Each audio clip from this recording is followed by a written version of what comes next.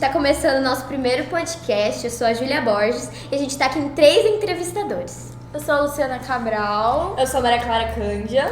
E hoje a gente vai entrevistar o professor Gilberto, que vai falar um pouco mais sobre a gente, sobre algumas perguntas. Sobre a vida dele, na verdade. Então, sobre a escola também. E a gente queria começar falando que toda essa ideia do podcast surgiu na própria aula dele, então a gente achou interessante trazer ele aqui, porque nada mais justo, né? Também temos que lembrar dos nossos backup, fala? Do nosso técnico, nossa equipe de produção, que tá apoiando. Vem cá, Berté, Guilherme Berté está aqui no setup e Robson fazendo tudo pra gente atrás das câmeras. E aproveito também para lembrar do professor Sebastião, que Professor também Sebastião, é idealizador desse projeto. exatamente. Muito com nosso planejamento. Bugão, vem cá, Bugão, vem participação não estava esperado, temos aqui Bugão fazendo um... Deixar Manda um salve, uma água Bugão. pra gente. Manda um salve.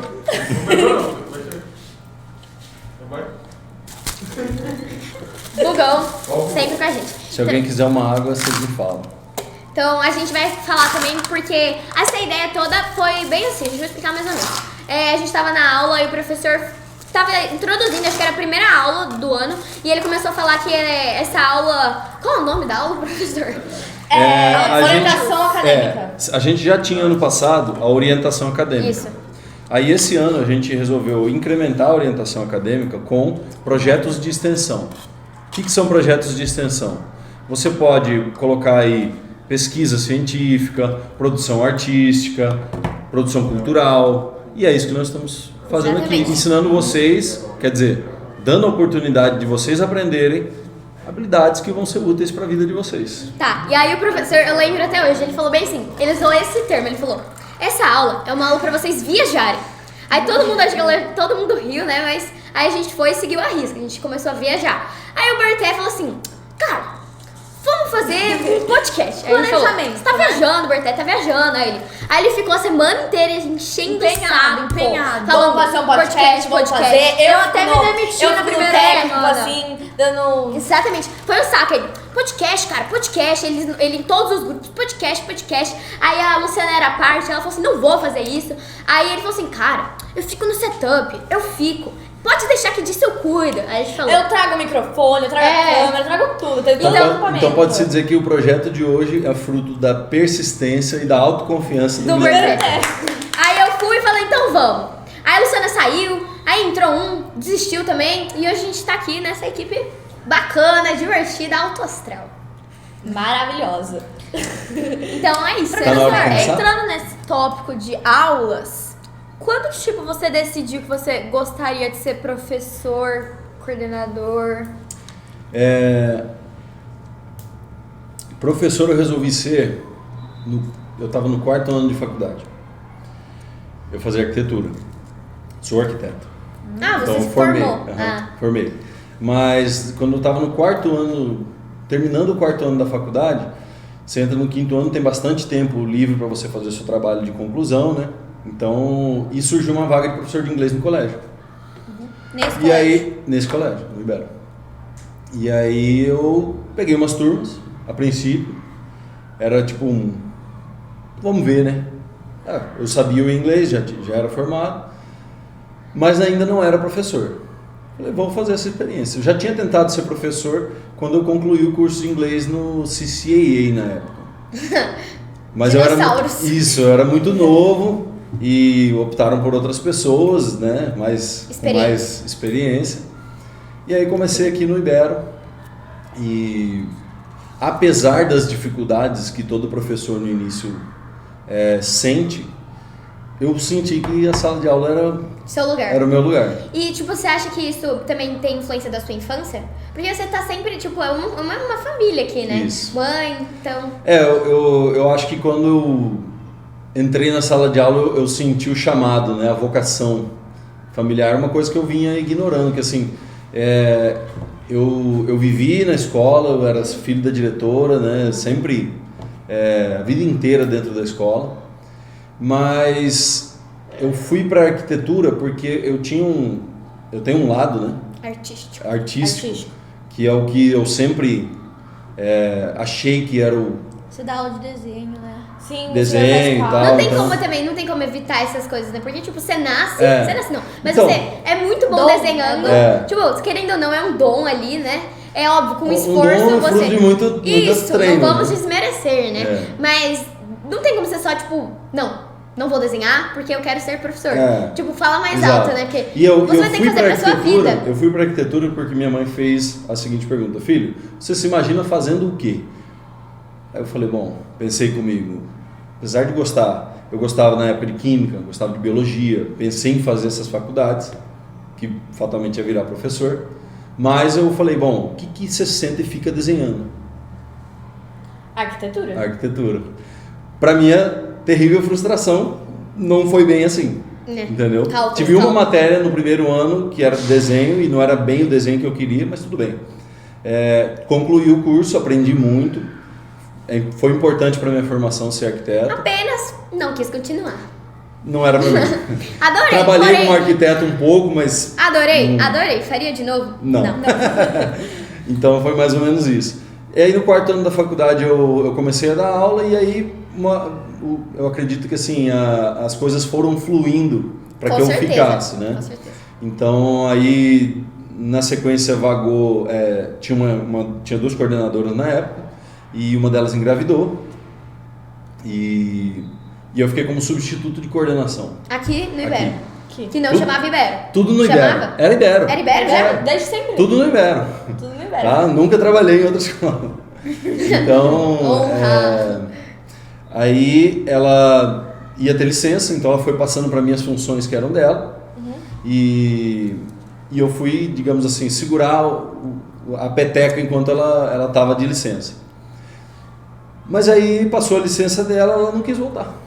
Aí eu fiquei. Pra sua Como felicidade. coordenador, pra minha felicidade. Obrigada, Tipo quem assim, insistiu aí. Em todas as salas sempre tem, tipo, um bagunceiro, assim. Temos o nosso exemplo vivo. Engraçado que é sempre. Que não vamos falar sempre. nomes. Na minha experiência, sempre. O Berté agora, vocês não conseguem ver, mas o Berté agora tá assim, ó.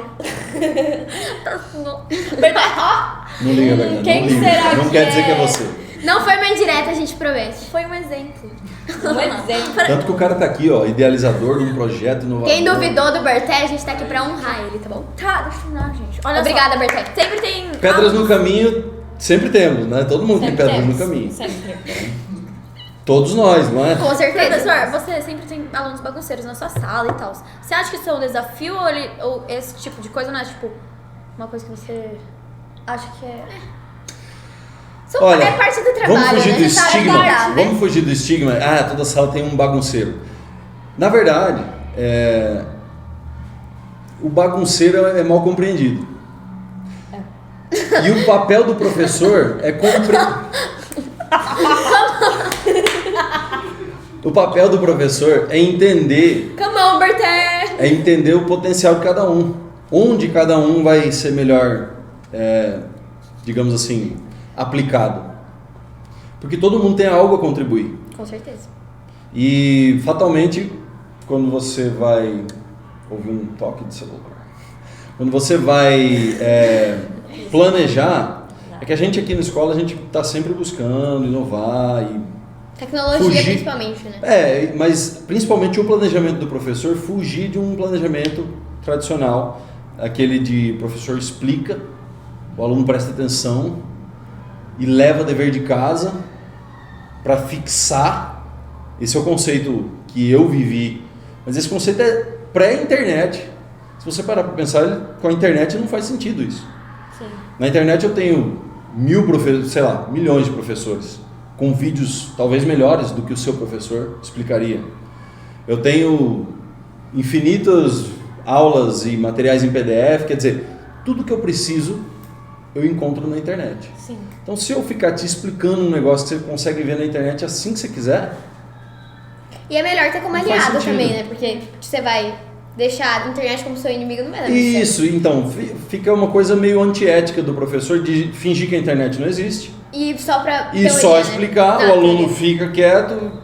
Quer dizer, vocês, crianças, jovens e adolescentes, têm muita energia, tem, assim, tempo urge, a vida é cheia de coisa para fazer, né? Vontade de explorar. Então a gente tem que levar isso em conta e o aluno tem que estar sempre ativo. Não sei se vocês já repararam Não, isso. e a gente Mas também, a aula tem que ser ativa. Eu acho também que nessa idade, né, nesse tipo ensino fundamental 2, tudo muda, né? A gente até conversou sobre isso. Então a gente tem novas descobertas, novos pensamentos, novas dúvidas. E é muito bom quando a gente pode, tipo, sair de um local, no caso, tipo, teórico da sala de aula e poder explorar, sabe? Até porque o professor te ajuda, ele te guia. Porque tem muita coisa que muda. Tipo, a gente sai da infância e tá indo pra um... Então, olha só, como que a aula para nós vai funcionar? Você tem que, primeiro, partir de onde você está. Você, aluno, está num contexto seu. Você já viveu algumas coisas, tem algumas experiências e eu preciso saber quais são suas experiências de determinado assunto, qualquer assunto. Então, vamos supor que a professora vai falar do bioma Pantanal. Certo? Vamos para o Pantanal. Primeira coisa que eu tenho que saber, alguém aqui sabe o que é Pantanal? Provavelmente vão falar, sim, isso é... meu tio tem uma fazenda, eu já fui tantas vezes, eu vou todo fim de semana. Vai ter diferentes experiências ali. Esse primeiro momento todo mundo compartilha. Primeira coisa que eu fiz então foi trazer a minha aula para o seu ponto inicial, para fazer sentido para você. Tipo, a aula parte de onde você sabe. Exato. O professor tem que partir desse... Meu aluno é um ser pensante, um ser vivente, ele tem experiência, ele vai contribuir com a aula. Segundo momento bom, mas se ele já sabe alguma coisa, como que eu faço para ele querer saber mais? É muito difícil isso, na verdade. Porque tem coisa, tipo, que a gente não quer saber mesmo. Exato. Então, o que é difícil? Professores. O que é difícil para o professor? Sabe aquela velha pergunta que o aluno antigamente fazia aqui no colégio Onde não eu vou faz usar mais? isso na minha vida? Para que eu vou usar isso na minha vida? O professor, na nossa forma de trabalhar, ele tem que... A primeira coisa que ele tem que pensar é isso. Para que o aluno não fique se perguntando. Primeira coisa que ele vai responder é: para que você vai usar isso? Aí entra o próximo passo, que é o desafio. Eu tenho que desafiar o aluno. Eu tenho que propor para ele uma situação que, para ele ver que na vida real, ele não está pronto ainda para lidar com aquilo. Então, beleza, solto você sozinho lá no Pantanal. Beleza. Tranquilo? Não. Tranquilo? Vai sobreviver? Não. Por quê? Quais são os perigos? Fauna. Sei lá, espécies de flora que são venenosas, ou animais que são perigosos, ou que se alimentam disso e daquilo, mosquito, de doença. Pessoas. Cuidado. Tudo isso vai ser fonte de estudo. Sim. Então eu vou estudar os animais, do que eles se alimentam, quais são os seus hábitos e tal. Aí entra o conteúdo. Mas eu já lancei para o aluno o desafio. Você vai usar o conteúdo para sair dessa. Já fez sentido para você. Se o professor fez o seu trabalho bem feito, ele tem que primeiro te desafiar. Aí você vai resolver porque você quer, não é porque eu estou mandando. Entendeu? Não, mas tem coisa que... Tudo que a gente vê na escola a gente vai usar pra vida? Essa é uma dúvida. Sim. Tudo? Sim. Não, mas a gente Se não vai, não tem porquê eu... Não, é porque uma vez a tia Cláudia falou... É claro que vai ter lá no ensino médio algumas matérias de matemática que o professor vai falar assim: Você não vai isso usar pra sua daqui vida. se você for um engenheiro, se você for um contador, se você for físico. É porque o advogado não vai usar determinados assuntos de matemática. Mas pra ser um advogado você vai precisar saber. Tipo, na hora da prova... Alguma matemática você vai ter que ter. Com certeza. Então, aí entra, mas aí a discussão vai ficar longa, que é: certos conteúdos são específicos para aprovação no processo seletivo, Enem, vestibular, etc. eu ia falar, assim, Então hoje aqui no Brasil a gente está mudando isso. O BNCC veio nesse sentido de dizer: olha, foco agora é habilidades e competências, a aula agora tem que ser ativa, metodologias ativas, tudo isso, coisa que a gente já está batalhando faz tempo, mas que bom, tem alguma mudança nesse sentido. Professor, Né? por que o Ibero, escolheu essa nova plataforma digital? Sim, isso que eu ia falar, falando internet, essa nova plataforma digital que tá deixando a gente aprender muito. Que não mais vamos conteúdo, revelar tá? nomes porque não Literalmente, estamos sendo pagos. E professor, tipo assim, Mas, muitas inclusive, pessoas se quando quiserem vocês ter contato. anunciaram assim que ia ser, muitos criticaram, né? Isso Muitos. Muitos. Como Isso sempre, fez como vocês sempre. repensarem Sempre vai a ter, ideia? né? Então, olha Sempre só, vai ter, não dá pra agradar todo mundo. não dá, e eu vou explicar por que sempre tem uma parcela que acha ruim, tem uma parcela que fica insegura, mas aceita, tem uma parcela que acha bacana. Uma coisa nova. Isso eu até li num livro, é o Ponto de Virada, que acho que vocês vão ler ou já leram, vão ler, que apresenta assim toda inovação, toda mudança de comportamento, todo produto novo, ele tem um determinado um apanhado da população reage de cada jeito. Então, assim, existem os early adopters, existem não vou lembrar todos os termos, mas aquele que aceita de cara, que experimenta, que paga mais caro para receber primeiro, entendeu? Esse não interessa se vai ser 100%, se vai ser tudo que eu esperava, ele quer estar primeiro para ter a experiência primeiro. Aí os early adopters, então falou carro elétrico, ele vai lá e quer ter o carro elétrico, não interessa se vai dar problema, se eu vou ter que devolver, se vai ter recall. Por exemplo, a minha tia, ela já falou que ela quer adaptar o carro elétrico. Então, eu quero adaptar. Até mais por conta da gasolina que tá Então, cara, isso porque tem- todo mundo vai começar a adaptar em um certo Isso momento. vai acontecer. Sim. Igual essa coisa da escola. Todo mundo, em certo momento, vai começar a adaptar também. A E sair dos livros. mas aí que tá. Então, você entendeu o ponto. Ano passado a gente se deparou com essa plataforma digital e não é um negócio muito comum aqui em Cuiabá ainda. No Brasil.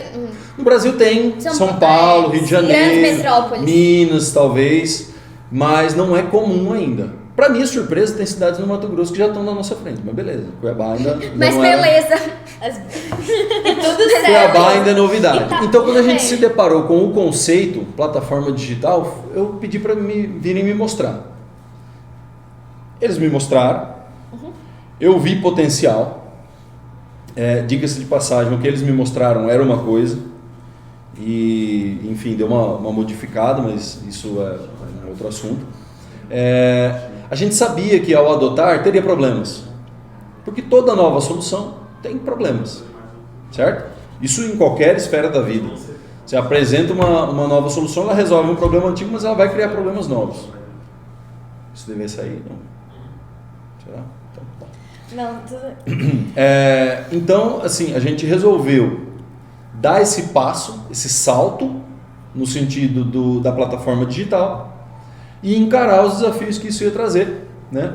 Porque como você bem falou, é um caminho, é uma tendência e a gente, como outras vezes, a gente prefere arriscar para já estar na frente e quando, digamos assim, isso já for uma coisa mais consolidada, a gente já tem experiência no assunto.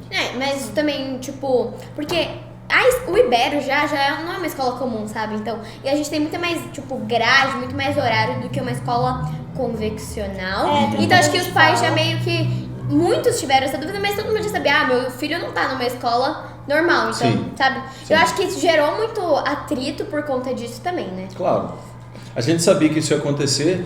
É claro que a gente nunca espera tantos problemas, né? Às vezes acontecem mais problemas do que a gente esperava, mas faz parte, a gente resolve. E... ok. Voltando ao Então, assunto. pera lá. Então, tudo começou com um professor de inglês. Isso, Tudo, No Ibero. todo esse ciclo. na minha carreira. Tá, e como foi conciliar a sua família, que já tava nesse meio? Porque eu acho que é uma dúvida aqui, né? Tá todo mundo aqui. Como foi conciliar a sua vida familiar com o seu trabalho? Você teve alguma dificuldade no início ou foi tranquilo? Na verdade, a minha família vive em torno da escola. Sim. Vive na escola, literalmente. Então, assim, minha família, enquanto eu era filho da Lenise, né, filho da minha mãe. Depois eu conheci a professora Ana, que na época era na academia que eu frequentava. Ela é professora de educação física, né? E aí a gente foi se conhecendo e tal, foi se relacionando. Conforme a gente ficou mais próximo, eu chamei ela para trabalhar no Ibero também. E daí pra frente foi assim, a gente foi namorando e resolveu se casar. Aí depois vieram nossos filhos e hoje, assim, ela trabalha 100% na escola, eu 100% na escola, os filhos estudam o dia inteiro na escola. E é uma relação legal, né? Tipo, você tá na sua família. É Eu acho que legal. também, tipo, problemas, né? Como é que é? Negócios? Negócios à parte. Negócios à parte. Olha, é claro que todo mundo que trabalha com alguém da família sabe disso, que é um desafio, tá? Não é uma coisa simples. Mas eu acho que a gente, apesar de todos os problemas, a gente consegue diferenciar bem o momento escola, o momento família e... É divertido. É bom. E graças a Deus a nossa família é uma mente aberta, assim, a gente sempre conversa, discute, resolve, então problemas são para serem resolvidos. Tá, obrigada, professor. É isso, eu Foi acho. ótimo. Estamos encaminhando para o fim. Estamos encaminhando para o Esse fim. foi o primeiro Esse foi o primeiro podcast. A gente gostou muito de fazer. Com certeza teremos mais pelo ano. E espero que vocês também tenham gostado. Exatamente, e que vocês continuem acompanhando, porque quem vocês quiserem que a gente entreviste também pode contar, coloca que a gente vai chamar, vai ver se a pessoa aceita. A gente queria agradecer o professor pela vinda, foi muito bom saber um pouco mais sobre a origem da escola, a origem da sua vontade. Deixe também nos comentários o que você gostaria de ver, se tem alguma Perguntas opinião, que vocês gostariam de perguntas fazer. que gostariam de sobre a escola. E Eu gostaria de agradecer o convite, parabenizar vocês por toda a organização, todo o trabalho realizado aqui, né, a equipe de produção e as apresentadoras. E eu desejo a vocês todo sucesso nesse trabalho aí. Obrigada pelo apoio, porque sem o senhor esse projeto não seria realizado. E é isso, a gente tá muito feliz de estar aqui. Até a próxima, galera. Até a próxima. Tchau!